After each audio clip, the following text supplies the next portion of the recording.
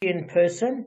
We're doing this for refuah of Leah Masha Basara, Rebbetzin Leanne Cohen, and also for Aryeh Ben Esther. It seems like my dad, who had the back operation, they're telling him he needs a hip operation now because they made a mistake. And then Kevin's got a refuah. Kev, we listening. Tell us who it is. For the people who were injured in the terrorist attack yesterday. A terrorist attack yesterday. Yeah. Okay. Definitely for them, and also those that were in the terrorist attack about a week and a half ago in the Neve Yaakov. And for the Jews that are stuck in Turkey, the Jews that are stuck in Turkey, just to be clear. All right. So what we had is a discussion, just in brief summary. Rav Ashi said, when we were studying in the academy of Rav Kahana, we inquired, according to Rav Shimon, it says that the rabbi.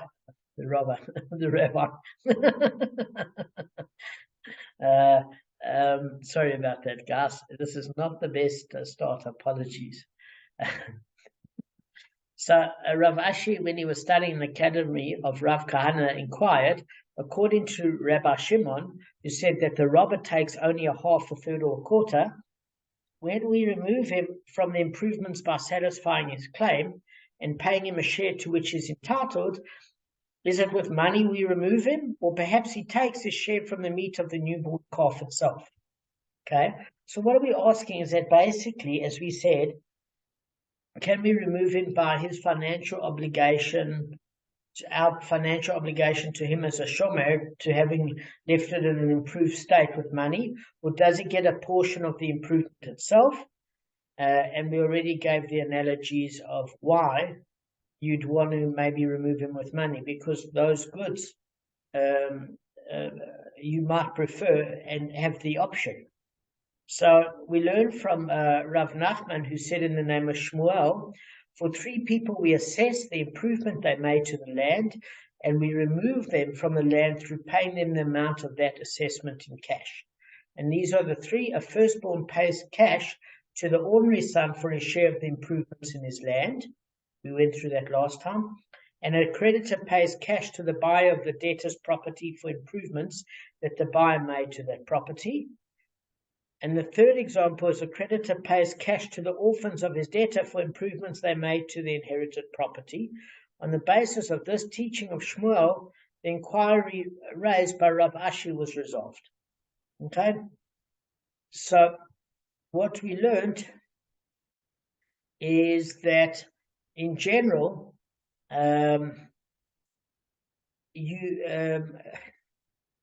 basically when a debtor sells land on which his creditor has a lien, and the buyer subsequently improves the land, the creditor's lien is only limited to the original land, and Gaza doesn't extend to the improvement. So if the land was worth 100 zuz, for example, and the buyer improved it, so it's now worth 150 zuz. The creditor can collect no more than 100 zuz from the land. So you might have thought that the creditor is entitled to only 2/3 of the improved land, and the buyer can keep the other third, right? But Shmuel teaches that that's not so. Rather, the creditor takes the entire field, because that's gas which was actually mortgaged to his debt, and the buyer pays the creditor pays the buyer 50 zuz in cash for the improvements. Okay, and we learned a similar case when orphans inherit and improve the land that was mortgaged to their father's creditor, that the creditor's lien doesn't extend to the improvements. So same thing. So Shmuel teaches in this case as well that orphans can't give the creditor only 2/3 of the improved land and keep the other third for themselves. Rather, the creditor takes the entire field, because that's what was mortgaged to his debt, and pays the orphans the 50 zuz in cash for their improvements. Now, so when is there a question? Well, we said that as far as that's concerned, on the basis of this teaching, Shmuel, the inquiry raised by Rav Ashi was resolved.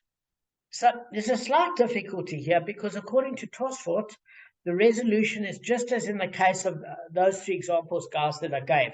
The one who has the rights to the property takes the entire property itself, and then he compensates the current holder in cash for the improvements. So if you look at Rabbi Shimon's case, the original owner takes the newborn calf itself and pays the robber cash for the quarter, third, or half to which he's entitled as a shomer, as a guardian, whatever's accepted in that particular, town or province. But there are other people that understand the resolution, these three, to be learned as just the opposite. What do you mean? So like Shmuel specifies that the current holder is compensated in cash in these three cases. But in other cases, such as in the case of Rabbi Shimon's ruling, the robber is entitled to take a share from the property itself. So the problem here is that we seem to have two different arguments, and that is, okay, these three cases are an exception where you pay off the buyer for the improvements because there's a creditor lien, and those are the only three exceptions. And in the case of a robber, he gets the actual share of the meat. But most of the other opinions state that these three examples set the precedent that the robber can be paid in cash for his share, and he doesn't need to have part of the fetus as a reward or part of the cow that gave birth as a reward, and he can be paid his share as a guardian, whether it's a third or a quarter or half, according to what's customary in that area. So I think let's rather learn it that this actually sets the tone, and it's not in these three cases the exception, because it's going to make sense, because the Gemara digresses to raise a difficulty, and we mentioned this on Thursday with the ruling Shmuel cited. Ravina said to Rav Ashi, but did Shmuel indeed say that the creditor gives the buyer compensation for his improvements? Wow, Shmuel said a creditor collects the improvements that the buyer made to the land without compensating the buyer for them. So what did we learn on Thursday is that there's a case that's brought forward now that Ravina said to Rav Ashi, Shmuel is saying in these three cases, the creditor has to give the buyer compensation for the improvements he made. But we know that when he ruled in certain cases, Shmuel didn't give compensation to the buyer. The creditor wasn't ruled to give compensation to the buyer. So they basically want to know in the Gemara, how come you have this contradiction? So Rav Ashi said to him, it's not difficult. If we look at the ruling cited by Rav Nachman, where the creditor must compensate the buyer for the improvements, Shmuel is dealing with improvement that reaches the shoulders. So what we explained on Thursday is we don't have to take it literally that it reached the heights of the shoulders in terms of development. What we actually learn is that the term reaching the shoulders means it's ready to be harvested, and therefore what you do is you bundle it up and you put it on your actual shoulder to take it to the storehouses. That's what it means. Because I said, guys, initially I was confused because Kevin is taller than me. So when it gets to my height, believe me, it's not fully grown. It still needs the nutrition of the land. Whereas when it reaches Kevin's height, it's fully developed. So what do you do when you my height like a hobbit? Is that the height of the shoulders? So we're saying no. That actually we learned in Bava Kamma 15b, according to Rabbeinu Hananel, is that it's a term carried upon the shoulders, meaning its produce ready to be harvested. And it's not considered to be part of the land at other improvements. So what are we saying is that as the produce becomes more developed and is labeled as an improvement. Now I'm going to get to Arthur's question now. In that particular case, it needs the land less. So when the produce is fully developed, it doesn't need the land, and therefore the creditor has no business taking it. That belongs to the buyer. It's fully grown. And when the seeds have been planted and there's been no development, well, then it's part of the land, and it's tough luck for the buyer that maybe spent 25,000 rand on seedlings and plowed the land. He's just out of luck. And his only claim could possibly be against the person that sold it to him, but the buyer should have done due diligence. So you have to know that when you buy property, is there a guarantee on that property or not? Now, the only question that we're dealing with is what happens if it's in that middle stage of development. That's why we left off. In other words, it's grown sufficiently to where you can see it, but it still needs the land for its nutrients because it's not fully developed. So in other words, it's not part of the land and yet not fully independent. So that's a case where there's a question. Okay? And produce that's nearly ripened, which a creditor can collect if he compensates the buyer for their value. So in that particular case, Shmuel is saying that the buyer must be compensated by the creditor. It's only in a case where it hasn't developed to that level, or that the creditor has no business taking that produce, that it's not even a question. So it depends what stage development it is. So it's not a contradiction, the previous brisa to this issue with Rav Nachman bringing the case of Rav Shmuel. Okay? Now, Arthur asked a good point, and he said to me, well, what do we mean by improvements?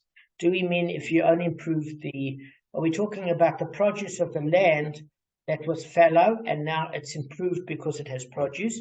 Well, as Arthur said, are we talking about fences and agricultural equipment and provisions to make the land more fertile? Who does that belong to?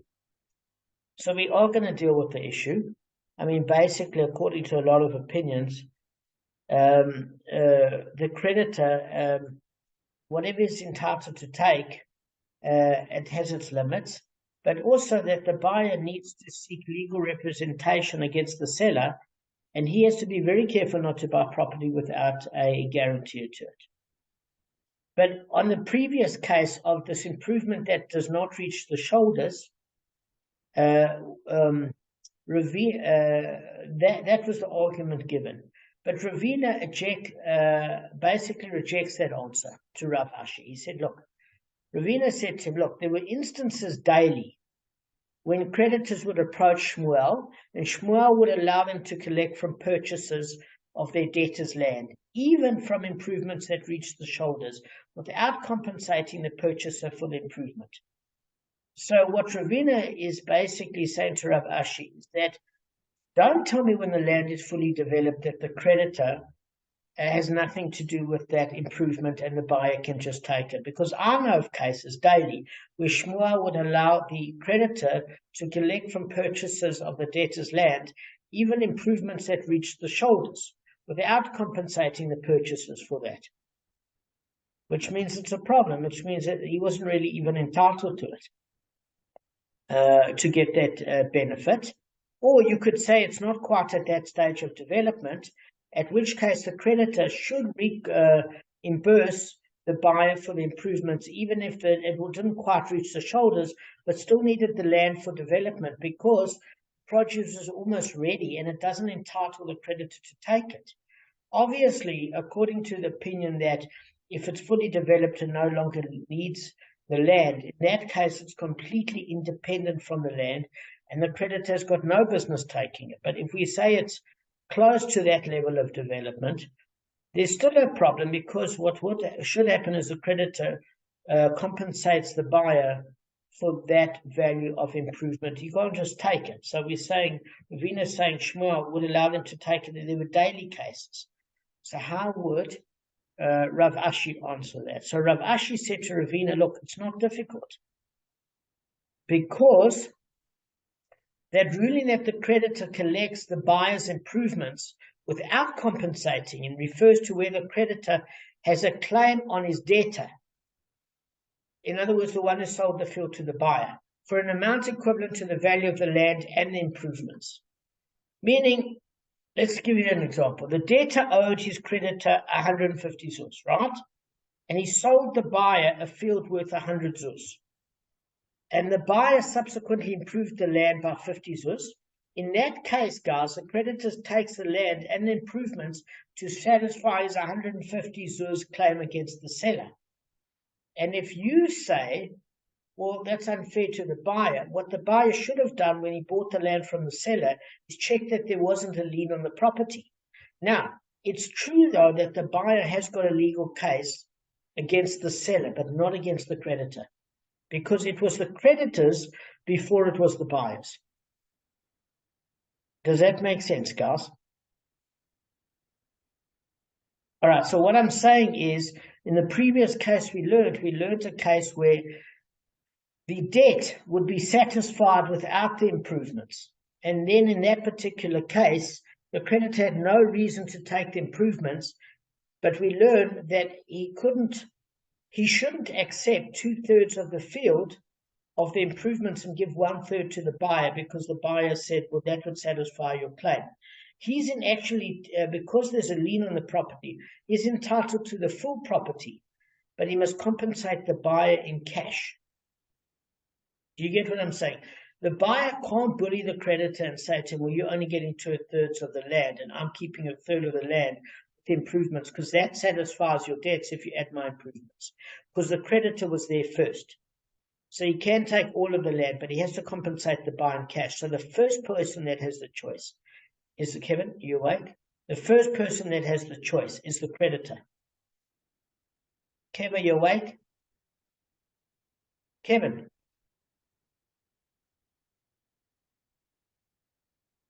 You know what? It's unbelievable. Thank God my self-esteem is intact. I don't know why it's intact. Not sure. Is Kevin playing with me? Maybe he's playing with me. I don't know. I can't hear. Kev, talk to me. Unmute. You're just playing a joke? Yes. Oh, okay. I've been awake the whole time. Okay. Did my eyes close? Yeah. My eyes were open the whole time. You sound like somebody in the morning, eh? Just my thought. Okay, so Kevin, all I'm saying to you is that the first person that has priority is the creditor, because he came first. So the buyer can't bully off the land and say to him, listen, to satisfy your debt, you're getting 2/3 of the land, because when you add my produce of the improvement to the land, that's your claim fulfilled, and I get to keep 1/3 of the land with the produce. He can't do that. Creditor was there first. The creditor can take the entire land and compensate the buyer with cash for the improvement. The creditor came first, not the buyer. The buyer can't bully the creditor. And in a case where the creditor takes the improvements, the buyer was an idiot, because that buyer should have checked if there was a guarantee on the property where the debtor would make good to the buyer and either give him a refund or satisfy his claim from some other property. You don't buy property unless you check that it's clean. And therefore, the buyer has a legal case against the seller, but not against the creditor. So the creditor can satisfy his entire debt, including from the improvements of the land. Right. Now, the ruling that the creditor compensates the buyer for his improvements refers to where the creditor does not have a claim on the debtor for more than the land itself without the improvements. In such a case, he must take the improvements, but he must compensate the buyer for it. So the buyer cannot bully him by turning around and saying, you can only get a portion of the land because of the improvements.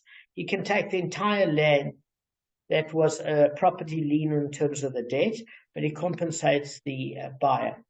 So Ravina says to Rav Ashi, the answer is acceptable according to the one who says that even if the buyer mortgaged land has money, he cannot remove the creditor from the land by offering him money instead. For then, it's well understood why Shmuel rules that the debt equals only the value of the land without the improvements. The creditor may nevertheless collect both the land and the improvements, and therefore the creditor must compensate the buyer for the improvements with cash.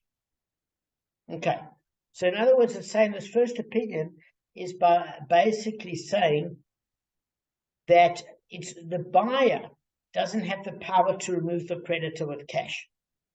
Okay, and that it's the creditor that can take the land. He can't be paid off by the buyer.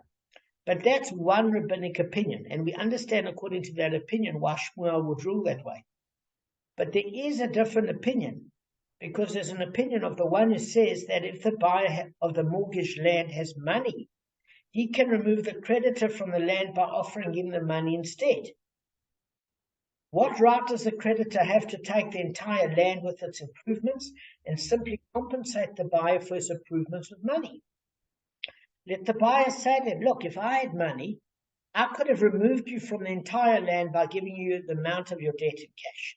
Now that I don't have the money to prevent you from collecting the entire land, give me at any rate a parcel of the land equivalent to my value of the improvements. Okay? So in this case, the creditor is entitled only to 100 zuz. When he collects the land with the improvements from the buyer, since the entire piece of land prior to the improvements was mortgaged to his debt, obviously it's a different case. But what we're dealing with here is a slightly different issue, where it was brought in Ketubos 91b, and it's a whole Amorite dispute where the buyer of mortgaged land can prevent the seller's creditor from seizing that land by paying the debt with money, right? So according to the view that the buyer may not prevent the creditor from taking the land, it's the creditor's property from the moment his lien took effect. So in our case, improvements were made to land already belonging to the creditor. There's not even a discussion. So the buyer is viewed as one who improved somebody else's land, and is entitled to only monetary compensation for that land. That's also in Bava Kamma 110b and 15b. But in this different case where it says that, look, if the buyer had the money, he could remove the creditor, because at the end of the day, the creditor just needs to be compensated for the debt. The buyer can prevent the creditor from seizing the mortgage property by offering him money instead, right? It's clear that the land isn't considered as belonging to the creditor. The debt portion is, in terms of the monetary amount owed, but not that particular land, as long as the debt's satisfied. So the creditor is therefore entitled only to as much of the property, guys, this is very important, as is necessary to satisfy his debt. So in this case, when the debt equals only the value of the land without the improvements, the debtor should be entitled to the amount of improved land that equals his debt, right? So why does Shmuel rule that the creditor may take possession of all of the land and improvements and pay the buyer for the improvements? The creditor, guys, should be allowed to collect only 2/3 of the 150 zuz field to satisfy his 100 zuz debt, and the remaining 1/3 of the field should remain in the possession of the buyer. So that's what's proposed here. How could Shmuel, in those cases, how does his law equate with this Amorite discussion? Because there is a discussion. So Rav Ashi answers to Ravina, with what are we dealing with here? We're a case where the debtor had made this land an apotiki for the creditor, and the debtor had said to him, you shall have no right to collect payment from any of my other properties or assets except for this field. I'm prepared to borrow money from you, but you shall only take this field in terms of the debt. And in such a case, guys, the creditor is boxed in. So then, obviously, in all opinions, the buyer can't prevent the creditor from taking possession of the mortgage property by offering him money to satisfy the debt, because the creditor is locked into this property only. He doesn't have choices. So the creditor may take possession of the entire land that was designated specifically as an apotiki with its improvements, and simply compensate the buyer for his improvements in cash. Okay, so that's fairly straightforward. Now, if you remember what an apotiki is, there's a word hypothetical or hypothetic, okay? What is hypothetical? Something that hasn't transpired yet. So if you have a look at, if you look at the word hypothek, how do you pronounce it in Greek? Kevin, do you know the Greek pronunciation or not? Hypothek. Are you sure of the Greek pronunciation? Because I want to ask a Greek friend of mine. It doesn't. No, yeah, hypothek is not Greek. Apotiki is Greek. Apotiki is Greek. We say hypothek in English. Apotiki is not Greek. Apotiki is Sounds Hebrew. Greek. No, it's Hebrew. Greeks don't say hypo. That's what we say it. I'm sure that Greeks would say it like that as well. I'm reading the word. I need to ask because it doesn't make sense. It's our English version and it is in Latin. It's a legal term. And no, hypothetic's the English. Apotiki sounds Greek. Yeah, but that's it's how not, the Greeks would probably say it. because what it says in Bava Kamma 15b is it says it's an acronym for Apo Kahe Kae. You will stand here. So it's not etymological. In other words, it's the Greek came first. This was a Hebrew Aramaic word that was meant to be explanatory. It didn't come first. It was meant to actually apply existing Greek property term or existing Latin property term. And they're using a acronym to give the concept over. So I've got a Greek friend of mine that I want to ask him how it's pronounced in Greek. I don't know how to pronounce it. I'm sure it's not pronounced apotiki. It wouldn't be hypo is the way we say it in English. There's no words in hypo in Greek. It actually sounds like a Greek word, apotiki. I don't. Do you? No, I'm saying, do you speak Greek? Because I don't. I'm fluent, yes. Okay. So on a serious note, I'll find out the Greek. Because, no, seriously. No, I'm telling you, it's apotiki. I'll bet your friendly bet it's apotiki. They won't hypothetical is the way we say it. I agree with you. Apotiki actually sounds like a Greek word. Yeah, but the word apotiki could be, but in terms of Greek, it sounds like a Greek word. Yeah, there's a shul here in Tel Aviv called the Rekaniti. A lot of Greek words end in I, so it probably is apotiki. Yeah, it might be. It absolutely might be. I don't know enough about Greek. I have no idea. It's all Greek to me, Kev, as you like to say. Exactly, totally Greek. Yes. Yeah. Just find your respective corner, Damon. Yeah, and I agree with you. Yeah, I know what you mean by the corner cafe. I know. So that thing, what was that soccer joke? Why haven't they won the World Cup? In every corner. Yeah. When they have a corner, they open up a store. Yeah. Yeah. So I'm gonna change my position now. So, okay, now that we've dealt with that digression and that's been completed, we say, okay, I'll let you find your comfort zone. It's a bit noisy. Just putting Kevin on mute. So we say that what's this case where a robber improved a stolen article? So Rava says if one stole an article and improved it and then sold it, okay? Or if he stole it and improved it and then died and bequeathed it to his heirs. What he improved and acquired, he has sold. What he improved and acquired, he has bequeathed to his heirs. So what does this actually mean? Is that the buyer is entitled to compensate the robber for a half, a third, or quarter, according to the local custom, as a guardian, and is entitled to his share of the improvements. Okay. Now, according to Rabbi Shimon, a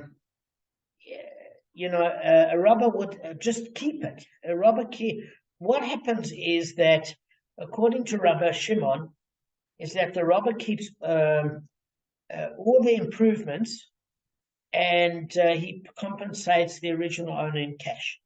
Okay. But alternatively, Rabbi refers to the ruling of our Mishnah.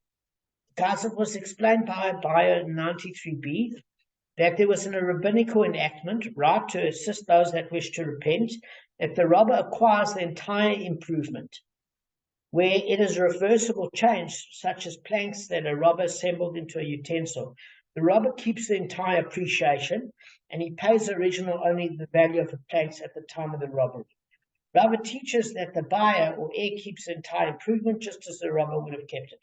So, do you remember there was a biblical enactment and there was a rabbinical? So, biblical meant that there had to be a physical change to the object to acquire it for the robber. The rabbinical enactment is even if he took the planks that were reversible, he only compensates Builder's Warehouse for the value of the planks, because he knew that if all the effort went into it, he wouldn't want to give back and lose 2 days' worth of labor in handyman services, having constructed this piece of furniture. So even though that change is reversible, because he can knock out the cupboards and take the planks and return it to Builder's Warehouse, that rabbinical enactment meant that even if it was reversible, it's unlikely that the person would do teshuvah if they put in all that time.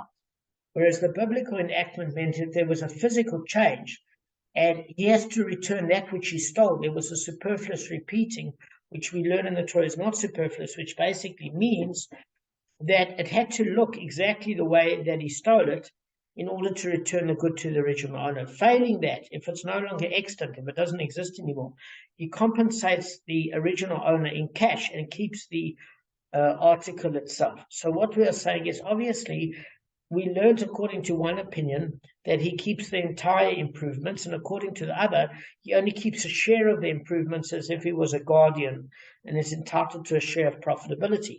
But either way, what the Gemara is asking is, well, what happens if he sold it? Does the person that bought the improved article retain the rights of the original owner that he's entitled to a share of the improvement if ever it goes south and he has to return it to the original owner? And what happens with the robber's heirs? Do they get to keep improvements? So the answer is yes. Whatever rights the robber has to that is bequeathed either to his heirs or to the person he sold it to. So the robber can't come afterwards and say, well, he's entitled to a certain amount of improvement. Now, just bear in mind that the original value has to be returned to the original owner, so the original owner doesn't lose out. We're just saying that the improvements over and above the value at the timeline of the robbery, that generally belongs to the robber. Alternatively, the robber gets a share, according to Rav Papa, whether you're dealing with Rabbi Shimon or Rav Yehuda, etc., as we learned. So Rabbi inquired if he sold the stolen article and the buyer improved it, what is the law? Rabbi resolved his own inquiry. What did the first one, the robber, sell to the second one, the buyer? Any right that might have come to his hand. In other words, the buyer acquires any rights that the robber had in the stolen property, including the heirs. In other words, those rights get transferred. One quick thing, if an idolater improved the stolen article, what is the law? So seemingly, Rabbi is inquiring whether an idolater has stolen an item and improved it, acquires the improvements or a share thereof. So the Gemara obviously takes an issue. What is the issue? Because, guys, according to Rav Acha of Difti, who says to Ravina, why would there be any sort of compensation to an idolater? Because the whole reason there was a rabbinical enactment of an improvement paid was to allow for a teshuvah. So what do we care about the teshuvah of an idol worshipper for? It's not for the benefit of an idolater who steals. That issue and an enactment was for teshuvah of a Jew. So Ravina explains Rav's inquiry. So he says to Rav Acha of Difti, it's necessary to inquire in the case of where an idolater stole it and then sold it to a Jew who improved it. So the Gemara rejects that explanation. Look, in the final analysis, the Jew comes on the basis of an idolater. It's the same footing as an idolater. In other words, what are you doing buying from an idolater? That just as the rabbis didn't make an enactment on behalf of the idolatrous robber, that he should acquire improvements, so to a Jew who bought the stolen article from him doesn't inquire the improvements either. So what's Rabbi's inquiry? So the bottom line is it's Rabbi saying, look, there's not a difficulty. If you look at the case, this is where a Jew stole it, and he's a Jew and he wants to make teshuvah. And then he sold it to an idolater, and the idolater improved it. And then the idolater in turn sold it to a Jew. What's the law? So do we say that since originally, guys, it was stolen by a Jew, and in the end again it's in the possession of a Jew, the rabbis applied the enactment so that either party can do a teshuvah, or perhaps since an idolater was involved as the middle process person, the rabbis did not imply an enactment because the idolater was involved in the process, and that affected the teshuvah process. So what we see here is what's the conclusion, and the Gemara concludes the inquiry remains unresolved. So we don't know if an idolater got involved in the process in the middle, if it affects the teshuvah basis and the enactment of the rabbinical leniencies of either Jewish party, the first one or the last one. So we're not sure. All right, guys, what time are we doing the shir tomorrow? 10 if possible, if that's okay with you Yeah. guys. 10 o'clock.